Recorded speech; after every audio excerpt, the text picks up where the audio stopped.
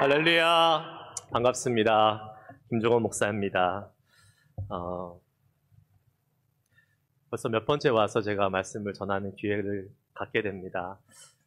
예전에는 아무 부담 없이 그냥 와서 편안하게 말씀 전하고 갔는데, 또 오늘은 또 특별한 시간을 맞아서 하나님께 말씀 전할 수 있는 귀한 시간이 돼서 더 감사하고 더 은혜가 많은 시간입니다. 사실 제가 인터넷으로 실리콘밸리 장로교회의 예배 영상을 봤는데 되게 인상적인 게 하나 있었습니다.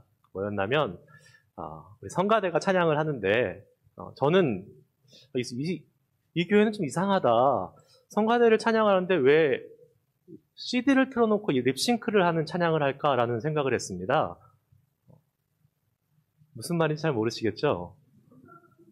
너무 이 울림도 좋고 소리도 좋고, 그래서 다들 좀 연세가 있으시니까 힘이 없어서 노래를 못 하셔서 이제 립싱크를 하신다 보다 너무 아름다운 찬양이 이렇게 쫙 울리면서 나오길래, 근데 제가 오늘 와서 보니까 립싱크가 아니었구나. 진짜 부르시는 거였구나. 깜짝 놀랐습니다. 너무 아름다운 찬양으로 우리 성가대가 하나님께 올려드리고, 특히 교회가 이렇게 높으니까 공명이 잘 되잖아요. 소리가 참 너무 잘 울려서 우리가 찬양 드릴 때 하나님께서 너무 영광을 받으시지만 우리도 듣기에 너무 좋은 은혜로운 찬양을 우리가 함께 올려드릴 수 있다는 것이 얼마나 감사한 일인가 다시 한번 깨닫고, 이 예배를 통해서 하나님의 은혜를 깊이 누리는 시간을 저도 갖고 있고, 또 같이 함께 이 대강절 두 번째 주일 예배 드리시는 우리 모든 실리콘밸리 장로교회 성도님들께 이 땅에 빛으로 오신 예수 그리스도의 진리의 영이 이 자리에 함께 임하여 우리에게 말씀해 주시고 또 우리 깨닫게 하시는 놀라운 은혜가 있을 줄 믿습니다. 아멘. 잠깐 기도하시겠습니다. 좋으신 하나님 감사드립니다. 이 땅에 빛으로 오셔서 우둔하고 어리석은 저희들에게 진리의 빛으로 깨우쳐 주시고 깨닫게 하신 하나님의 은혜가 있음을 감사드립니다. 이 시간 주님 말씀 앞에 우리 모두가 엎드려 겸손히 하나님의 음성을 기다리고 주의 마음을 깨닫는 시간 갖고자 하오니, 성령님 이 자리에 함께 하시어 우리에게 말씀하여 주시고 깨닫게 하시고 우리의 마음은 무른 진흙과 같이 부드러워져서 주의 말씀 가운데 아멘으로 순종하며 결단하며 헌신할 수 있는 복된 시간이 될 수 있도록 주님 함께하여 주시옵소서. 오직 주님만 영광 받으시고 전하는 자 듣는 자 모두가 하나님 말씀 가운데 은혜로운 시간 될 수 있도록 주님 함께 하실 것을 믿사오며 예수 그리스도 이름으로 기도드리옵나이다. 아멘. 아멘. 다시 한번 인사드립니다. 반갑습니다, 여러분. 제가 이 자리에 서게 된 것이 사실 우연이 아닙니다.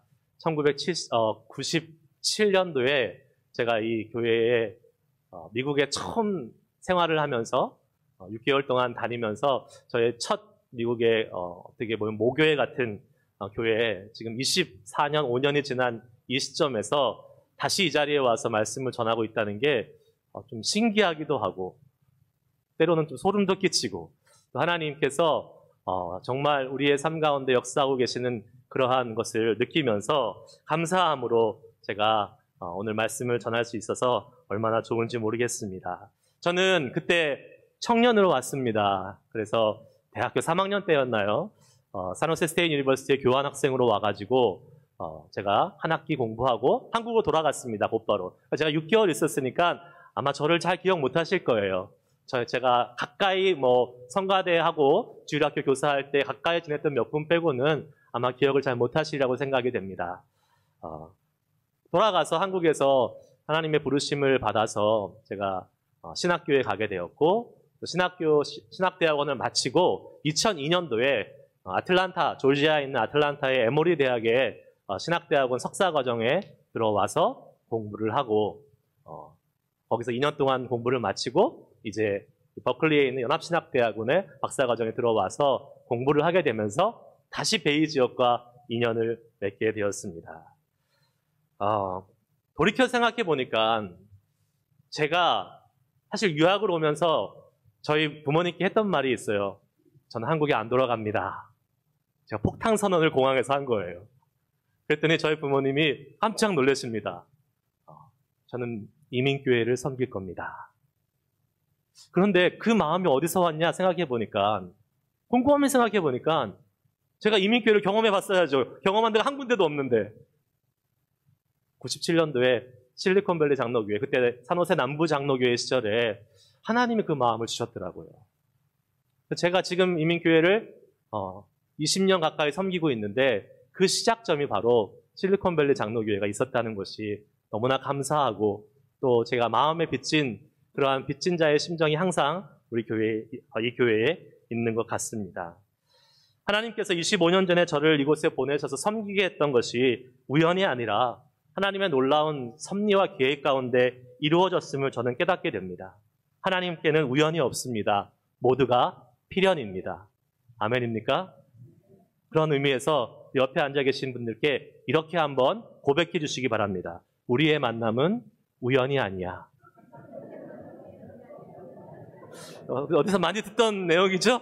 예, 막 노래 가사, 멜로디가 막 떠오르고 막 그러실 겁니다. 제가 요새 연말을 맞이해서 집을 좀 정리하고 있습니다. 대청소를 하다가 얼마 전에 우연히 정말 소중한, 그리고 되게 오래된 문서 하나를 발견했습니다. 뒤에 계시는 우리 정집사님 한번 띄워주실래요? 이게 뭔지 아십니까? 98년 산호세 남부장로교회 구역표. 제가 이거 갖고 있는 게 너무 말이 안 되는 것 같아요. 저도 다 버리고 정리하는데 이게 제 책상 서랍에 있더라고요. 그래서 근데 제가 이걸 보면서 깜짝 놀란 게 하나 있었습니다. 잘 보면 모든 사람이 각 가정마다 남편과 아내가 똑같은 성이 결혼한 거예요. 라스트네임이 똑같은 사람들끼리 결혼한 거예요. 그래서 제가 깜짝 놀랐습니다. 미국이 자유로운 나라인데 한국은 동성동본 그때만 해도 너무 스트릭했잖아요. 근데 지금 이 미국은 정말 자유스럽구나. 모든 남편과 아내가 다 같은 성으로 결혼할 수 있는 이 자유의 나라. 그때 제가 이렇게 오해하고 있었습니다. 나중에 알고 보니까 이제 자매님들이 남편 성을 다 따라서 그냥 이렇게 바꾼 거죠. 그냥. 예. 제가 그렇게 이민사회도 모르고 미국의 문화도 모르고, 그만 쳐다보세요. 자기 이름 찾으시느라고 정신이 없으신 것 같은데. 네. 제가 그렇게 잘 몰랐습니다. 그때만 해도. 근데 이제 한 20년 정도 미국에서 제가 살다 보니까, 이민자의 삶이, 또 특별히 한인으로서 이 미국 땅을 살아가는 삶이 얼마나 팍팍하고 얼마나 어렵고 힘든지를 조금은 알 것 같습니다. 하나님께서 그러한 공감하는 마음을 갖게 하셔서 이곳에 살아가는 주님의 사명을 가지고, 하지만 언어도 낯설고 문화도 낯선 이곳에서 정말 힘들게 살아가는 우리 귀한 한인들을 향해서 조금이나마 이해할 수 있는 목사로 하나님이 깨닫게 하시고 또 그렇게 만들어주심을 감사하면서, 이민자의 형편을 헤아리며 목회할 수 있는 것도 참 감사한 일이다 라는 그런 고백을 하지 않을 수 없게 됩니다. 아무쪼록 오늘 다시 한번 초대해 주셔서 주님의 말씀을 나누게 해주신 하나님과 또 교회 모든 분들께 감사드리면서, 오늘 말씀 들으실 때에 전하는 저와 듣는 여러분 모두에게 주님의 놀라운 진리의 말씀의 영이 임하여서 하나님께서 깨닫게 하시고 헌신하게 하시고 결단하게 하시는 놀라운 은혜가 있을 줄 믿습니다. 아멘. 오늘 말씀의 제목은 별세의 역설이라는 제목입니다. 한번 따라해 보실까요? 별세의 역설. 제가 신대원 시절에 많은 목사님의 설교를 들었는데요. 그 중에서 좀 제가 기억에 남고 또 같이 함께 계속 그분을 좀 알아가고 싶다, 배우고 싶다 하는 목사님이 한 분 계셨습니다. 지금은 고인이 되신 잠원동에서 한신교회를 담임하셨던 이중표 목사님이십니다. 이 이중표 목사님이 가지고 계신 독특한 신학이 있었는데요. 그것이 바로 별세의 신학이었습니다. 그리고 이분은 모든 거에 다 별세를 붙입니다. 별세의 예배, 별세의 신앙, 별세의 목회, 별세의 교회. 아니, 별세가 도대체 뭐길래 자꾸 이렇게 별세를 붙이면서 목회를 하시나. 그리고 그분을 보니까 한국교회에서 존경도 받으시고 또 선한 영향력을 끼치시면서 살아계실 때에 그렇게 목회를 하셨던 분이었더라고요. 사실 별세라는 말, 여러분 우리 젊은 사람들은 잘 익숙하지 않은 말입니다. 그런데 연세가 좀 있으신 분들은 이 별세라는 말이 뭔지를 잘 아실 겁니다. 뭐죠? 죽음을 의미하는 말입니다. 자기보다 좀 높은 사람들이 죽었을 때에 별세했다라는 말을 이렇게 하곤 합니다.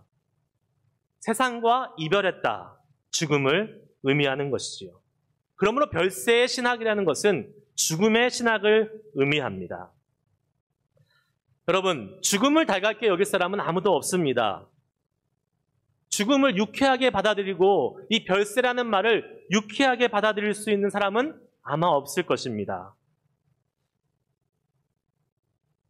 그런데 왜 이 목사님은 별세라는 이 단어를, 이 개념을 자신의 목회에 적용하면서 일평생 신실하게 목회하시면서 많은 아름다운 열매들을 맺을 수 있었을까?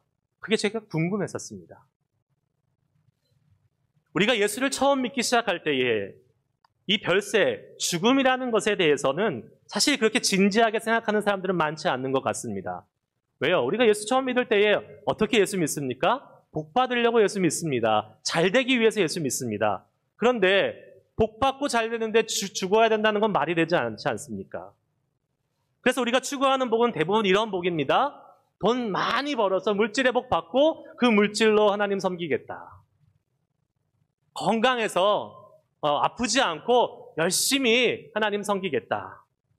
출세해서 명예도 얻고 그것으로 하나님의 영광을 나타내겠다. 우리 자녀들이 잘 돼서 믿음 안에서 잘 커가는 그러한 가정들이 됐으면 좋겠다. 물질의 복, 건강의 복, 출세의 복, 자녀손들의 복 생각해 보십시오. 세상에서 믿지 않는 사람들도 똑같이 추구하는 복입니다.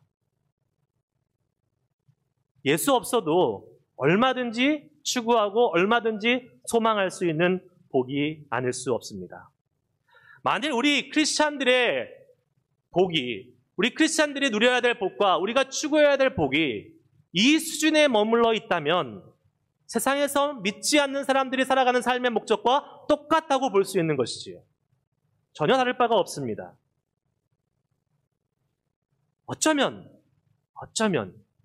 여기에서 지금 한국교회와 그 한국교회의 영향을 받고 있는 또 우리 이민 한인 교회들의 문제가 발생하지 않았나, 위기가 찾아오지 않았나 하는 그러한 반성을 해보게 됩니다.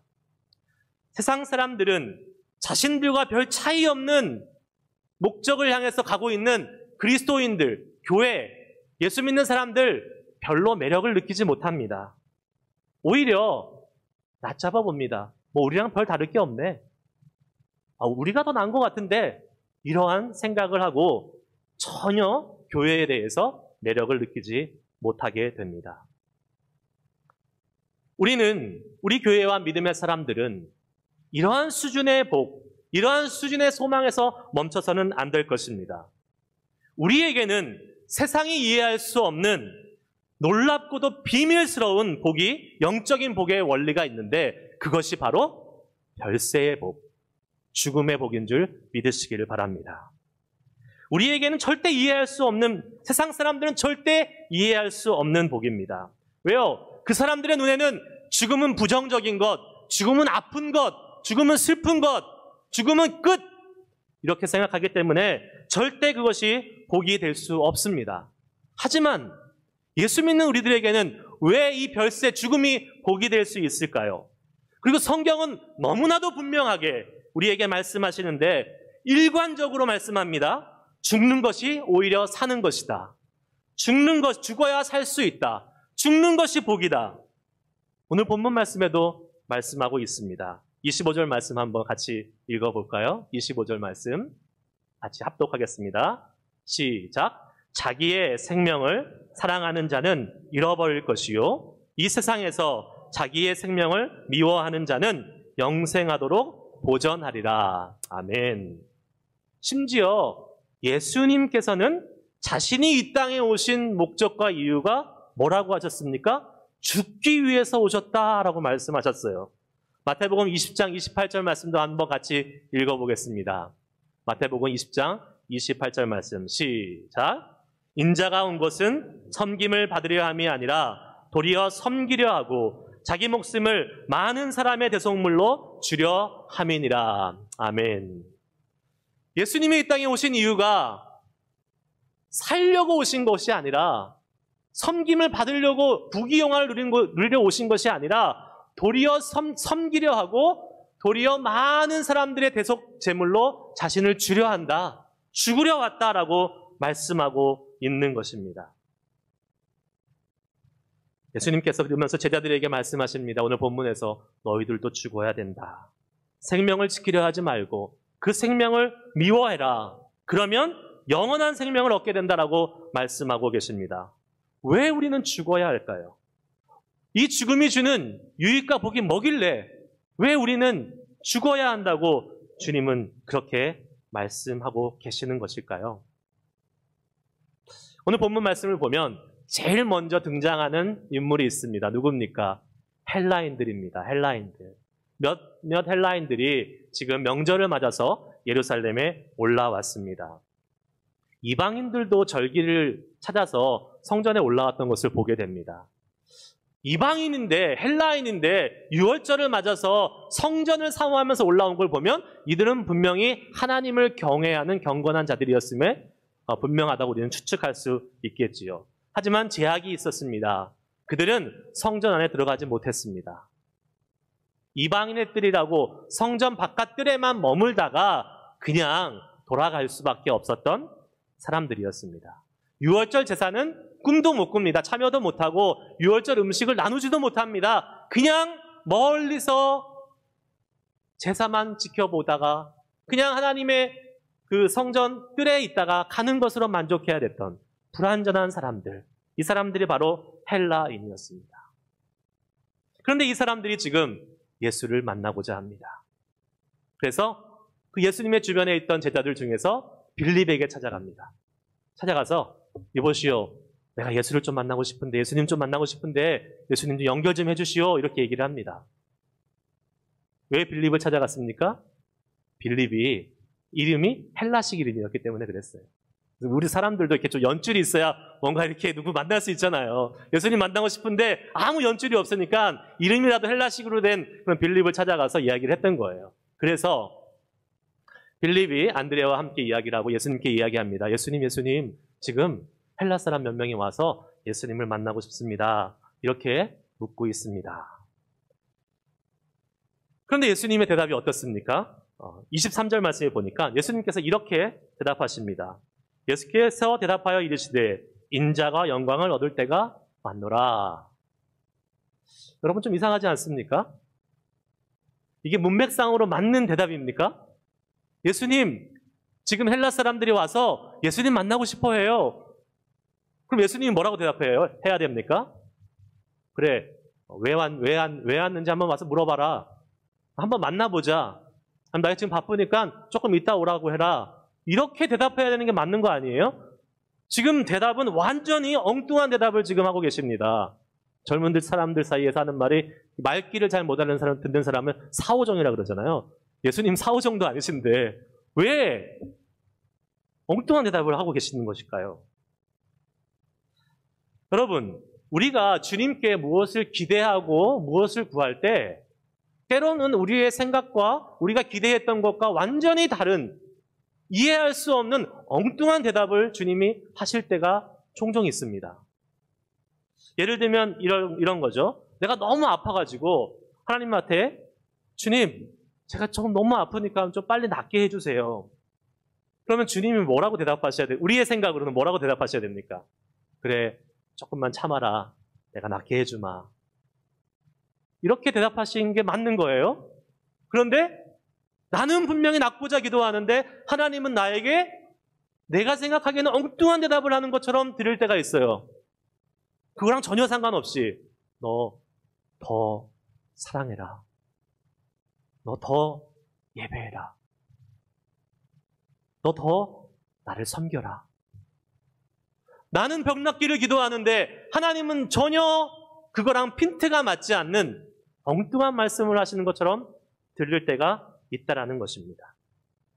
하지만 여러분, 우리 주님은 우리의 이성과 생각으로 판단할 때는 어쩌면 엉뚱하고 뜬금없는 대답같이 보일 수 있지만 실제로는 전혀 엉뚱하신 분이 아닙니다.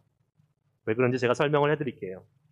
예수님은 헬라인 이방인들이 자신을 찾아온 것을 보고 이제 자신의 사명을 감당해야 될 때 십자가의 죽음이 가까워 왔음을 직감하셨습니다.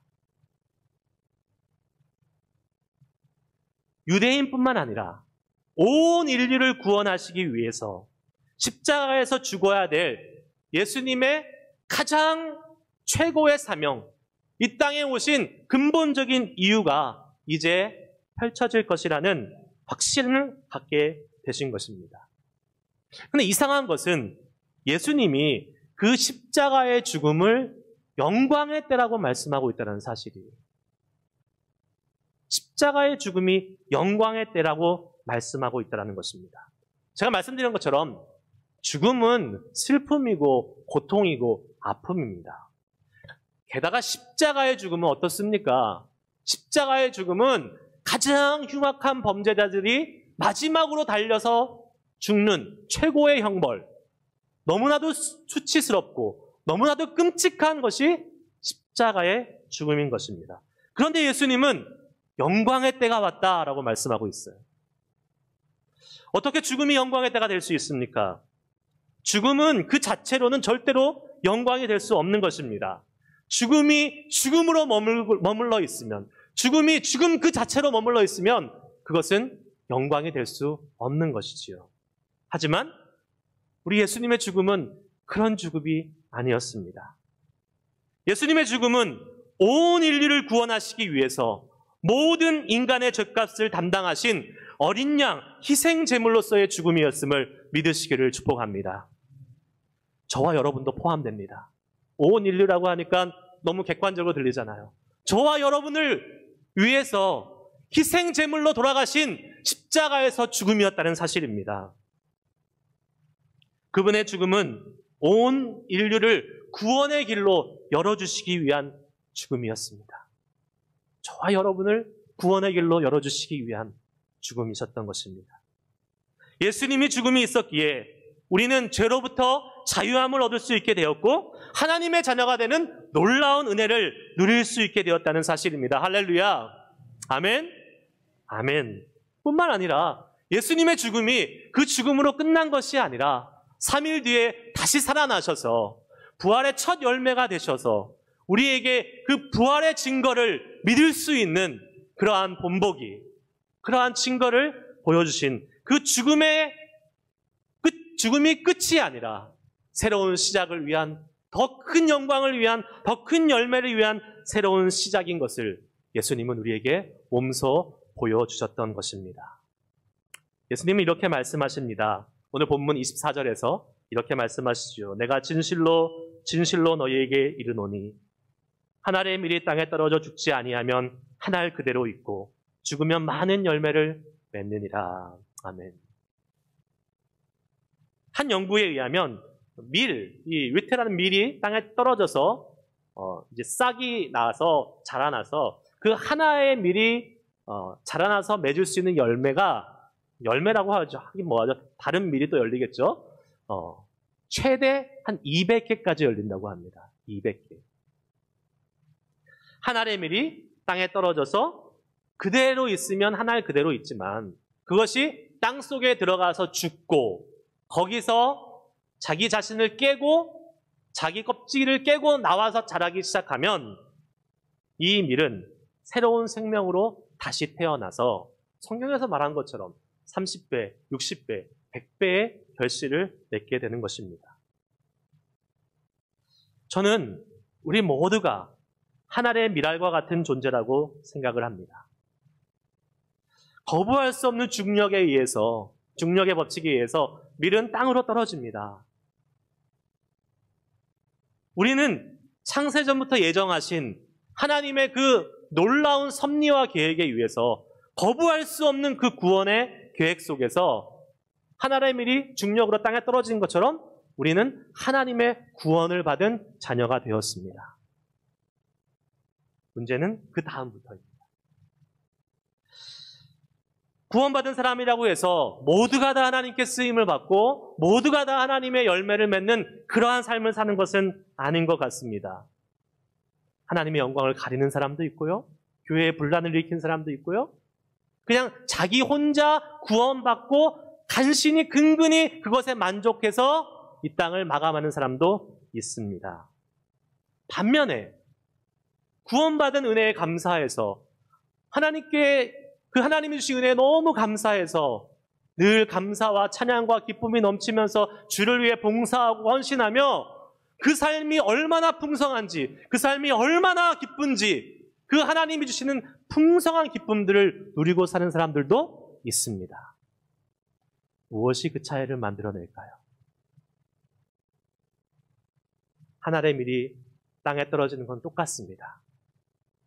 거부할 수 없는 하나님의 선택하심으로 구원받는 우리는 선택의 여지가 없었어요. 너무나 감사한 일이에요. 그런데 그 다음에 우리의 모습, 우리의 헌신이 그 차이를 가르는 것입니다. 죽은 사람은 십자가의 죽음으로 구원의 은혜를 받아서 나도 주님처럼 죽어서 주님을 섬기는 사람은 하나님의 풍성한 은혜를 누릴 수 있지만 구원받았음에도 불구하고 뻣뻣하게 내 자신을 죽이지 못하고 살아가는 사람은 자기 혼자 구원받는 것으로 만족해야 되는 안타까운 삶이 된다는 것을 우리는 기억해야 될 것입니다. 구원받았지만 자신이 죽지 못해서 하나님의 영광을 가리는 삶을 얼마든지 살 수 있습니다. 그런 사람을 우리는 신자라고 불러요. 신자. 딱 거기까지입니다. 하지만 저는 우리 모두가 다 이 신자의 수준에 머물러서는 안 된다고 생각을 합니다. 주님은 우리가 신자의 수준에서 머물기 원치 않으세요. 그러면 주님은 뭘 원하실까요? 요한복음 10장 10절 말씀 한번 보시겠습니다. 같이 한번 읽어볼까요? 시작. 내가 온 것은 양으로 생명을 얻게 하고 더 풍성히 얻게 하려는 것이라. 아멘. 예수님 말씀하십니다. 생명 얻는 것, 그것이 끝나는 것이 아니다. 구원받는 것, 그것이 끝나는 것이 아니다. 어떻게 해요? 더 풍성한 생명을 얻게 하시는 것이 우리 주님의 뜻임을 믿으시길 바랍니다. 여러분, 그리고 이 풍성한 삶으로 나아가는 바로 시작이 내 자신을 죽이는 것입니다. 죽는 것은 아픈 것입니다. 죽는 것은 고통이 따릅니다. 하지만 충분히 그럴 가치가 있는 것입니다. 우리는 신자의 수준에서 머무는 그러한 믿음 생활을 해서는 안 됩니다. 그것을 넘어서 우리는 제자의 삶을 살아야 되는 것입니다. 제자의 삶을 살아갈 때 우리는 예수님이 말씀하신 이 풍성한 삶, 예수님과 같이 교제하고 예수님과 같이 거하고 예수님의 길을 따라가면서 예수님이 우리에게 허락해 주신 그 놀랍고 풍성한 주님의 삶을 누리며 살 수 있는 은혜가 우리에게 허락된다는 사실을 우리는 믿어야 될 줄 믿습니다. 예수님이 죽으셨으니 나도 죽겠다. 이것이 바로 제자의 각오 아니겠습니까? 우리의 사명은 예수님을 따라 죽는 것입니다. 죽어야 합니다. 땅에 묻혀야 합니다. 자신의 껍질이 깨져야 합니다. 내 자신, 내 자아를 죽여서 내가 죽을 때에 그때야 비로소 주님이 우리 안에 일하시고 주님이 우리 안에 열매를 맺기 시작한다는 것을 기억할 수 있는 우리 모두가 될 수 있기를 축원합니다. 마가복음 8장 34절 말씀을 보겠습니다. 무리와 제자들을 불러 이르시되 누구든지 나를 따라오려거든 자기를 부인하고 자기 십자가를 지고 나를 따를 것이니라. 아멘. 너무나 많이 아는 말씀이고 많이 들었던 말씀이잖아요. 제자는 하나님의 은혜를 풍성히 누리는 사람은 자기를 부인하고 자기 십자가를 져야 한다고 말씀하고 있습니다. 자기 부인이 무엇입니까? 내 자신을 부인하는 거예요. 내 자신은 없다고 이야기하는 거예요. 내 자아가 죽었다고 인정하는 것입니다. 그래야 십자가를 질 수 있는 것입니다. 왜요? 십자가는 너무 고통스럽고 너무 수치스럽고 나의 생각과 나의 힘으로는 절대로 질 수 없는 것이기 때문에 그렇습니다. 그런데 많은 사람들이 나의 자아는 그대로 있고 또 십자가는 십자가 나름대로 지려고 하니까 그게 잘 안 되는 것인 것이죠. 내 자신이, 내 자아가 죽지 않았기 때문에 우리는 우리 주변에 나타나는 많은 갈등과 반목과 충돌이 얼마나 많이 경험되고 있는지 모릅니다. 교회 밖은 말할 것도 없고요. 교회 안에서조차도 우리는 이 심한 갈등과 반목과 충돌, 시기와 질투 이런 것들을 종종 보게 됩니다. 특별히 이민교회는 자기 자아가 더 많이 나타날 수 있는 환경을 가질 수밖에 없습니다. 누가 그러더라고요. 이민교회가 많이 싸우고 분쟁하는 이유가 밖에서는 맘 놓고 한국말로 못 싸워가지고 교회 와서 맘 놓고 한국말 하면서 싸울 수 있어서 잘 싸운대요, 이민교회가. 웃자고 하는 이야기겠지요. 밖에서 언어도 서툴고 문화도 낯설고 그런 곳에서 스트레스 받다가 맘 편하게 말할 수 있고 또 교회에 오면 사랑받기 위해 태어난 사람, 당신은 고귀한 사람, 존귀한 사람 해주니까 정말 자기가 대단한 사람들이라고 생각하는 사람들이 이민교회에 너무 많다는 거예요. 그리고 마음에 안 들면 마음에 안 들어? 그럼 내가 교회를 세우지? 하고 나가서 또 몇몇 사람들과 교회를 세워버립니다. 어떤 사람들은 그래요. 툭 하고 교회 싸우고 나가서 교회를 세우는데 뭐 하나님 입장에서 보면 또 교회가 생겼으니까 좋은 게 아닙니까? 아니죠. 하나님 입장에서는 가슴이 찢어지는 일이죠. 결과가 중요한 것이 아니라 그 과정과 동기가 얼마나 은혜로웠는지가 중요한 것입니다. 우리가 죽으면 목사가 죽고요. 교인이 죽으면 절대로 교회에서 싸움이 일어날 수가 없습니다. 부부 중에 남편이나 아내 중 한 사람이라도 죽으면 절대로 부부싸움을 하거나 이혼을 할 수가 없습니다. 부모와 자식과의 관계 속에서요. 자식에게 죽으라는 말을 못합니다. 자식들은 어려요. 내리사랑이라 그러잖아요. 부모가 죽어야지 자식으로부터 상처를 안 주고 안 받을 수 있고 얼굴 붉힐 일이 없게 되는 것입니다. 죽으면 되는 것입니다. 죽으면 되는 것이요. 하지만 죽는 것으로 끝나지 않는다는 사실을 기억하시길 바랍니다. 죽으면 손해본 것 같고 죽으면 내 자존심에 상처가 입은 것 같고 죽으면 분하고 억울할 것 같지만 성경은 말씀합니다. 우리가 죽을 때에 많은 열매가 맺혀서 우리에게 풍성한 삶이 허락된다는 주님의 말씀을 기억하시고 기꺼이 죽을 수 있는 우리 모두가 될 수 있기를 주의 이름으로 축복합니다. 1974년도에 유명한 간첩 사건이 한국에서 하나 있었습니다. 혹시 그때 한국에 계신 분은 기억하실지 모르겠어요. 1974년도는 제가 태어난 해였어요. 근데 저보다 다 연배들이 많으시니까 아마 기억하실지도 모르겠습니다. 울릉도 간첩 사건이라고 있었습니다. 그게 어떠한 사건이냐면 울릉도에 간첩들이 기반을 두고 그리고 나서 많은 전국의 간첩망을 통해서 이 간첩들이 활동을 했는데 그것을 이제 중앙정보부에서 발견을 하고 47명, 엄청난 숫자죠. 이 간첩단을 체포해서 이제 감옥에 가두게 된 그런 사건입니다. 그 중에서 3명은 그 자리에서 사형 선고를 받고 평장의 이슬로 사라져 버렸습니다. 당시만 해도 여러분 간첩이라는 것은 아주 뭐랄까요? 불명예스러운 일이고 간첩뿐만 아니라 그 가족들에게 있어서 큰 어려움과 고통을 주는 그러한 사건이었습니다. 일거수일투족이 다 감시당하고요. 주변에서는 저 빨갱이 간첩들의 자손, 자녀 이러한 비난을 받으면서 살아갈 수밖에 없는 아주 어려운 삶을 살아야 됐습니다. 그런데요, 2014년도에 40년이 지난 후에 이 간첩단 사건이 조작이었다라고 판결이 됐습니다. 그래서 법원에서 국가는 이 가족과 이 피해자들에게 무려 125억을 배상하라라는 배상 판결이 나왔습니다. 그 사형수 중에 3명이 죽었다 그랬잖아요. 억울하게. 그 중에 1명을 제가 아는 분입니다. 제가 잘 아는 분은 아니고 그냥 이렇게 이름을 들어서 아는 분입니다.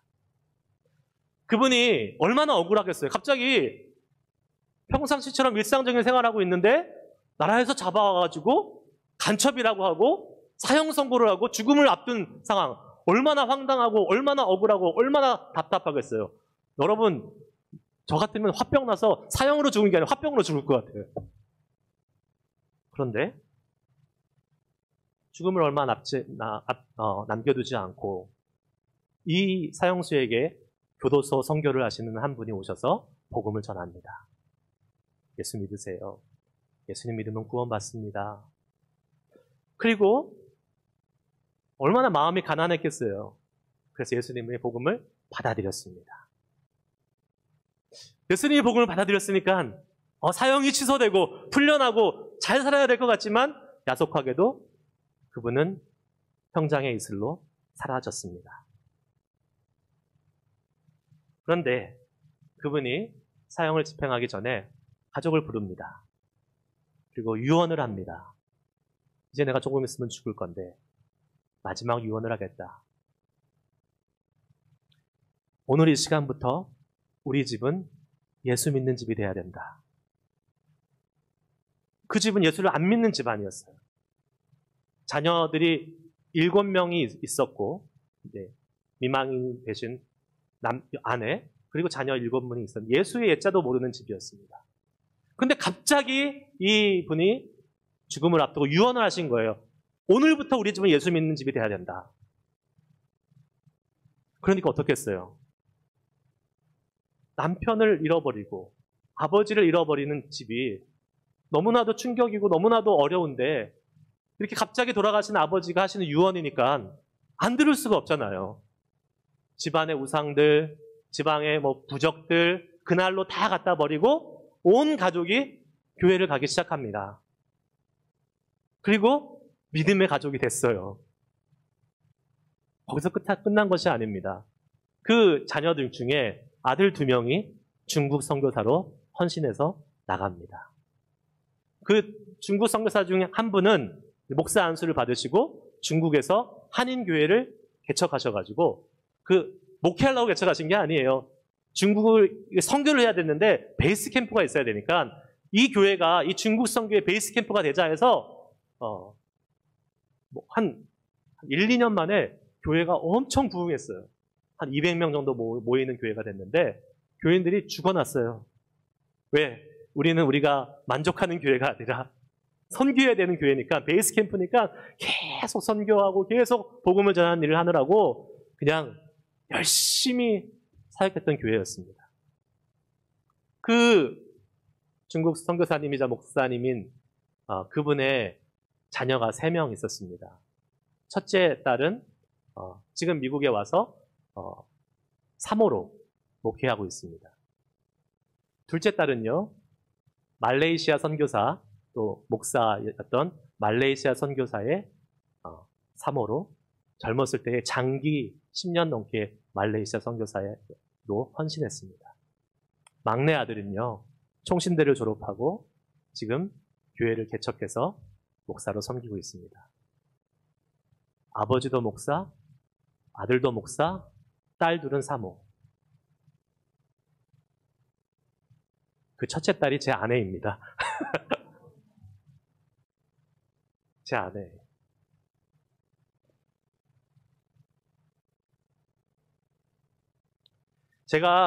저도 어디 가서 믿음의 가문 꿀리지 않거든요. 제 아버지도 목사님이잖아요. 그래서 꿀리지 않아요. 어디 가서 우리 아버지 목사야. 나 믿음의 가문이야. 저희 아내는 세 발에 핍니다. 명함도 못 내밀어요. 예.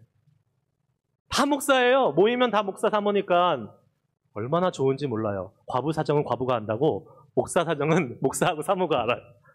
그래서 기도해주고 위로해주고 격려해주고 가족만큼 아끼고 사랑하는 사람이 어디 있습니까? 어려울 때 기도해줄 수 있는 사람, 목회를 이해해줄 수 있는 사람. 저희 처남이 2년 전에 한국에서 개척을 했어요. 아주 담대하고 용감한 사람이에요. 지금 코로나 시기인데 코로나 터지고 나서 개척을 했어요. 주변에서 다 미쳤다 그랬어요. 하지 말라고. 근데 그 상황을 누가 제일 잘 이해하겠습니까? 제가 제일 잘 이해해요. 저도 3년 전에 개척을 했잖아요. 개척하는 것이 얼마나 힘든 것인지, 얼마나 아픔이 있는 것인지, 하지만 얼마나 복되고 하나님이 기뻐하시는 것인지 누구보다 잘 아는 사람이 저잖아요. 왜요? 저도 했으니까, 저도 목사니까. 여러분, 온 가족이, 아버지도 목사, 아들도 목사, 딸 둘도 목사의 아내, 이것이야말로 하나님의 은혜가 아니고서는 설명할 수가 없는 일입니다. 예수를 믿지 않고 불과 몇십 년 전만 해도 예수를 전혀 몰랐던 가정이었는데, 하지만 그 시작은 억울하게 감옥에서 돌아가신 제 아내의 할아버지의 죽음에서 시작됐다는 것을 깨달을 수 있어야 되는 것입니다. 당시에 아무도 그 상황이 이해되지 않았을 것입니다. 왜 이런 일이 우리 가정에 벌어질까? 왜 우리가 이렇게 기구한 운명을 살아야 되나? 왜 우리가 이 간첩의 아내로, 간첩의 자식으로 살면서 이렇게 힘들고 어렵게 살아야 되나? 라는 것을 아무도 이해할 수 없었던 시간이었습니다. 하지만 그 이해할 수 없는 갑작스러운 할아버지의 죽음으로 인해서, 그 죽음이 있었기에 제 아내의 가정은 구원을 얻는 믿음의 가정이 되었고, 온 가족이 주님 앞에 헌신하는 목회자의 가정으로 통째로 쓰임받을 수 있는 놀라운 일이 벌어진 것은 바로 할아버지의 그 죽음으로부터 시작된 것이었습니다. 말씀을 정리합니다. 우리 그리스도인들은 죽기를 두려워하지 않아야 합니다. 우리는 죽기 위해 부르심을 받았기 때문에 그렇습니다. 죽기 싫으면 예수 믿으면 안 돼요. 죽어야지 살게 되고 죽어야지 열매가 맺히기 때문에 그렇습니다. 세상에서 죽음은, 아무 의미 없는 죽음은 개죽음이라고 그래요. 그러나 우리 그리스도인들이 주님을 위해서 죽기 시작할 때 그 죽음은 생명을 낳고 수많은 열매가 맺혀지는 너무나도 소중한 죽음임을 믿으시길 바랍니다. 내가 죽어서 내 가족이 살고, 내가 죽어서 내 교회가 살고, 내가 죽어서 내 일터가 살고, 내가 죽어서 내 나라와 내 민족이 살 수 있다면 나는 얼마든지 죽겠습니다라는 고백을 우리 모두가 해야 될 줄 믿습니다. 그 고백을 주님이 저와 여러분들에게 받기 원하세요.